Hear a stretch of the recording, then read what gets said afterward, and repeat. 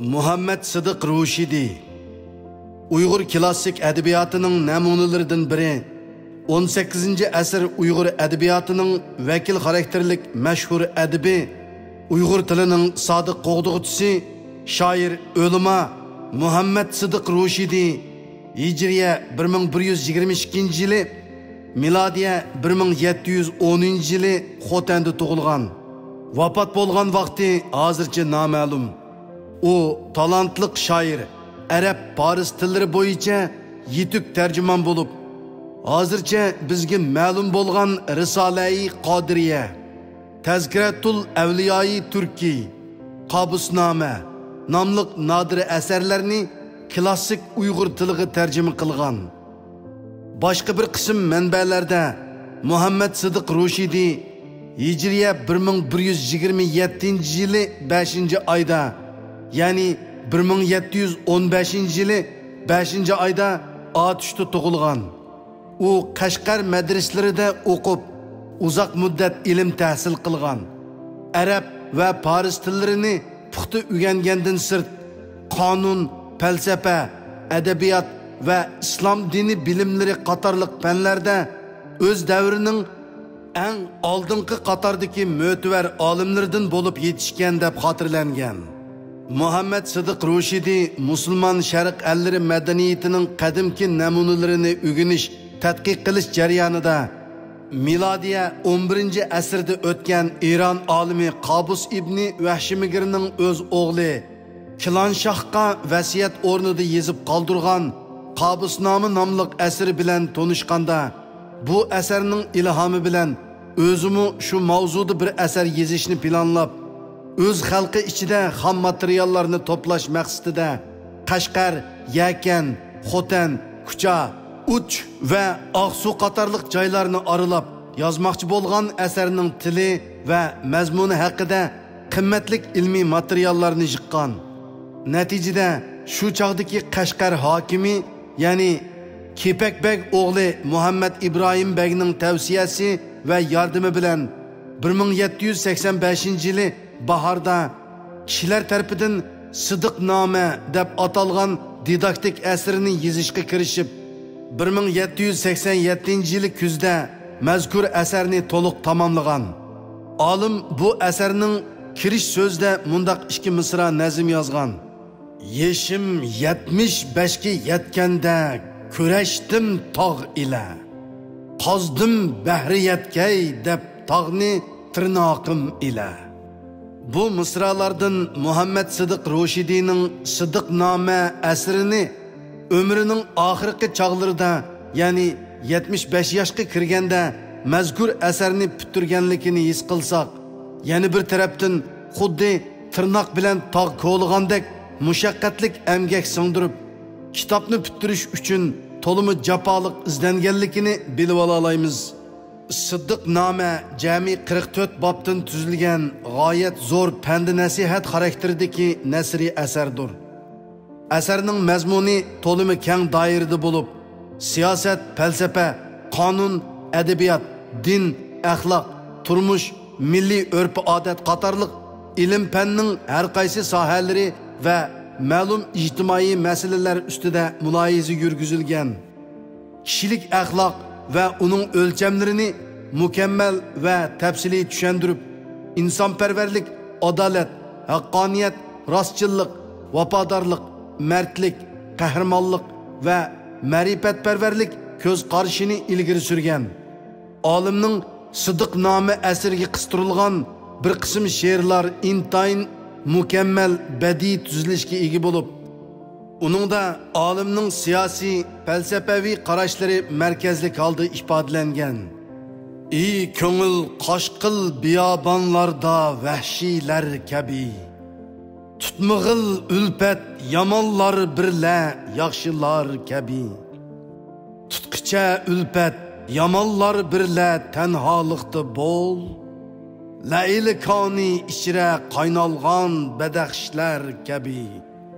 Abdur bu misralarda bizni yamonlar bilan ulfat bo'lmaslikqa ogohlantirsa, yana boshqa bir misrada ki yamonlik aylisa topmas yamonlikdan aman, Ol yamanlık apti yangan özüge beguman deb yezish orqali yamanlık, iblislik ve rezillikning cho'qim zavol topadiganligidan iborat bir uchuq haqiqatni ta'kidlab o'tgan.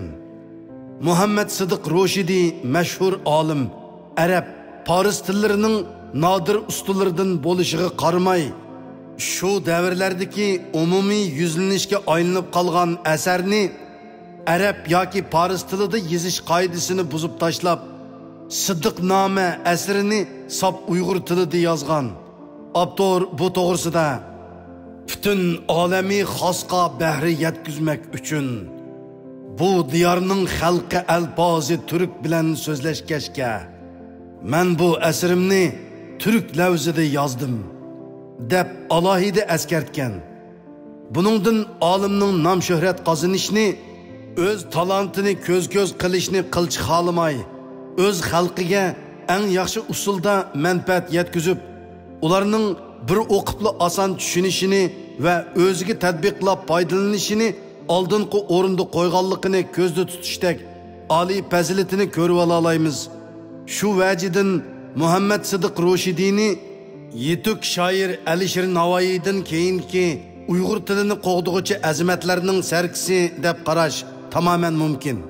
Uyg'ur tilini 11 asrdan buyon bizga mukammal ravishda yetkazib berishda O'rta asr islom tarixidagi buyuklarimizning tuhfalari eng zo'r bo'lib, 870-yillardan 950-yillargacha yashagan faylasuf Abu Nasr Farabi, 969-yillardan 1044-yillargacha yashagan Mahmud Koshig'ariyning ona taraf bovisi Alloma Sayfiddin Mollam, 973-yillardan 1093-yillargacha yashagan Mahmud Koshig'ariyning ustozi Alloma Husayn ibn Xalaf, 1019-yillardan 1085-yillargacha yashagan büyük olim Yusuf Xosojib, 1029-yillardan 1126-yillargacha yashagan Mahmud Koshig'ariy, 1160-yillardan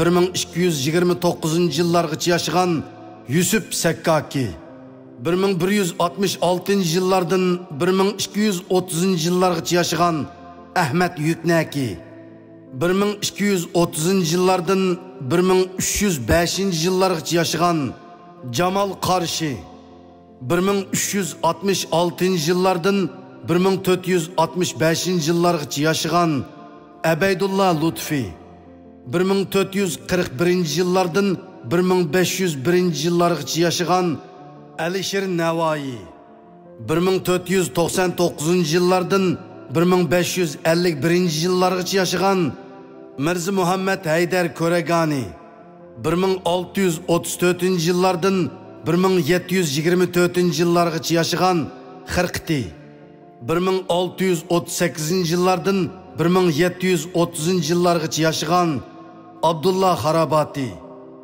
1672-yillardan 1745-yillargacha yashagan Muhammad Sidiq Zallili, 1678-yillardan 1759-yillargacha yashagan Navbati, 1715-yillardan 1795-yillargacha yashagan Muhammad Sidiq Roshidi, 1770-yillardan 1848-yillargacha yashagan Abdurrahim Nizari, 1858-yillardan 1930-yillargacha yashagan Hüseyin Xon Qutbiddin Shoh Tajalli, 1870-yillardan 1924-yillargacha yashagan Abduqodir Damollam, 1901-yillardan 1933-yillargacha yashagan Abduxoliq Uyg'ur,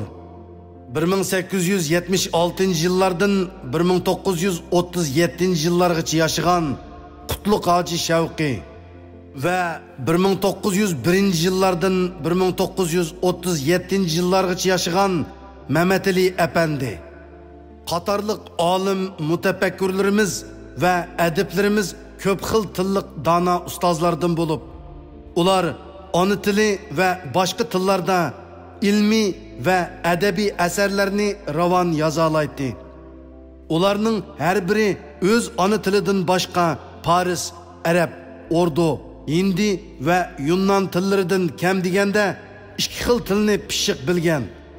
Bulardan faqat Tajalli Hazratlar Arab, Paris, Urdu, Hindi tillaridan iborat 4 xil tilni pishiq bilgan va shu tillarda asarlar yozgan. Mahmud Koshig'ariy o'z ona tilidan boshqa Arab, Paris tillari qatorliq 7-8 xil tilni puxta egallagan. Ba'zi manbalarda Farabi 70 dan ortiq tilni bilgan deyiladi. O'z ona tili va boshqa millat tilida yozgan fasohatlik asarlari bilan dunyoga tunilgan bu donolarimiz oldi bilan ona tilining yetuk ustozlaridan edi. Muhammad Sidiq Roshidi Tazkiratul Avliyoi Turkiyaga ilova qilgan masnaviysida Mavloni Arshi va Xo'ja Kepak Bagni cho'nqur hurmat bilan tilga oladi.